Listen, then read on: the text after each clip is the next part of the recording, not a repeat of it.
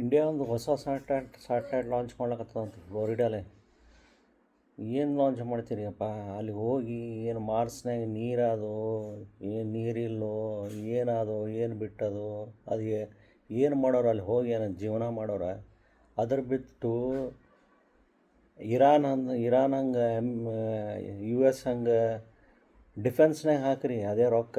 ಡಿಫೆನ್ಸ್ನಾಗ drones ಹೆಂಗೆ ತಯಾರು ಮಾಡ್ಬೇಕು, ಮಿಸೈಲ್ಸ್ ಹೆಂಗೆ ತಯಾರು ಮಾಡ್ಬೇಕು, ಅದ್ರ ಬಗ್ಗೆ ಮಾಡಿರಿ. ಅದ್ರ ಬಗ್ಗೆ ಮಾಡಿದ್ರೆ ಸ್ವಲ್ಪ ನಮ್ಮ ಡಿಫೆನ್ಸ್ ಅನ್ನೋ ಸ್ಟ್ರಾಂಗ್ ಆಗುತ್ತೆ.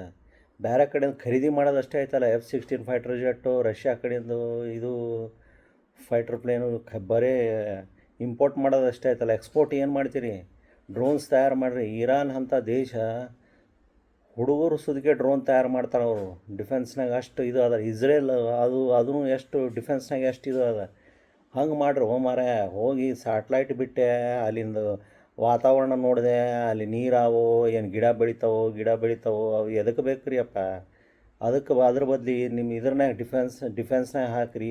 ಅವರಿಗೆ ನಮ್ಮ ಎಂಪ್ಲಾಯೀಸ್ಗಳಿಗೆ ನಮ್ಮ ಉದ್ಯೋಗ ಕೊಡ್ರಿ. ಹೊಸ ಯುವಕರಿಗೆ ಡಿಫೆನ್ಸ್ನಾಗ ಹೆಂಗೆ ಏನು ಡ್ರೋನ್ಸ್ ಹೆಂಗೆ ಮಿಸೈಲ್ಸ್ಗಳು ಏನು ಮಾಡೋದು, ಮತ್ತು ಇದು ಇದ್ರದ್ದು ಬಗ್ಗೆ ಏನು ಮಾಡೋದು ಅಂಥೇಳಿ, ಮಿಸೈಲ್ಸ್ಗಳಿಗೆ ಹೆಂಗೆ ಅಲ್ಲೇ ಹೊಡೆದು ಉಳಿಸ್ಬೇಕು, ಇದ್ರನ್ಯಾಗ ಅವೆಲ್ಲ ಡಿಫೆನ್ಸ್ ಎಲ್ಲ ಇದನ್ನು ಅವ್ರಿಗೆ ಹೇಳಿಕೊಟ್ಟು ಇದು ಮಾಡಿರಿ.